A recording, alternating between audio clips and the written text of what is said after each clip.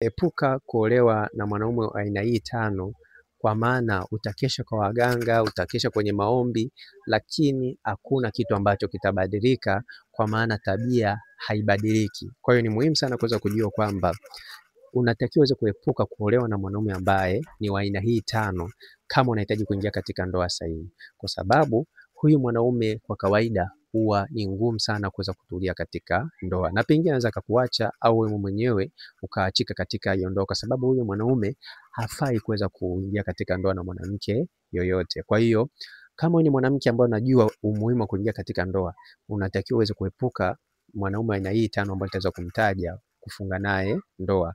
Aina ya kwanza kabisa ni aina ya mwanaume ambaye ana tabia za kike. Ni kweli watu wanazaliwa na homoni za kike, lakini kulingana na nyakati za sasa, mwanaume ambaye ana tabia za kike ni mojawapo ya tabia ambayo utasikia siku moja anabutuliwa malinda na wauni. Kwa hiyo ni muhimu sana kuweza kujua kwamba aina ya kwanza ya mwanaume, epuka kuolewa na mwanaume ambaye ana tabia za kike.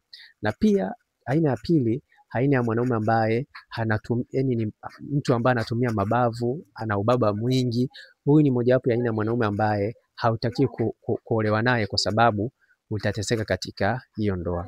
Na pia aina ya tatu ya mwanaume ni aina ya mwanaume ambaye anapenda kuvua chupi kila mwanamke anayemuona. Yaani kama upo na mwanaume wa aina hii, yaani kila mwanamke anayemuona usoni anataka amvue chupi, epuka kuolewa naye, kwa sababu utateseka katika hiyo ndoa. Na pia aina ya nne ya mwanaume, epuka kuolewa na mwanaume ambaye ana skendo za kubutua malinda au kubutuliwa malinda, kwa sababu huyu ni mojawapo ya aina ya mwanaume ambaye atakutesa katika ndoa. Na pia aina ya mwisho ya mwanaume ambaye utakiwa kuolewa naye ni aina ya mwanaume ambaye ni mbinafsi. Ni mbinafsi, ni mtu ambaye anajijali yeye mwenyewe kwanza, afu yani kupitiliza.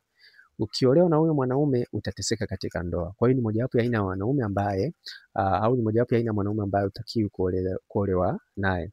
Nikukumbushe kwamba kama wewe ni kibinti fulani ambacho kina shape yake kizurizuri, hakikisha unapata hizi chupi. Hizi chupi ni shilingi 3000. Ukichukua chupi kuanzia 5, nitakupa darasa la kuweza kufanya mapenzi. Nitakupa darasa na nitakuletea popote utakapokuwepo. Kama upo Dar nitakuletea, nitakupa darasa la kufanya mapenzi.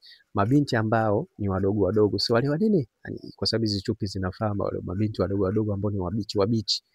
Kwa hiyo unachukua hizi chupi, nitakuelekeza au nitakufundisha namna ya kuvua chupi wakati wa kufanya mapenzi, na namna ya kufanya mapenzi ukiwa umevaa chupi za aina hii. Ni chupi ambazo ni nzuri sana. Chukua chupi kuanzia 5 niweze kukufuata ili uweze kuwa fundi wakati wa kufanya mapenzi. Ni chupi naziuza kwa shilingi 3000. Kwa hiyo utapata hizi chupi, zipo za aina tofauti. Kwa hiyo kama utazihitaji, na pia kama utahitaji ushauri wa kufanya mapenzi au utahitaji kupata video za kufanya mapenzi, hakikisha unanicheki WhatsApp kwenda namba 0713728736. Naitwa Isaac Anyankole. Asante na karibu.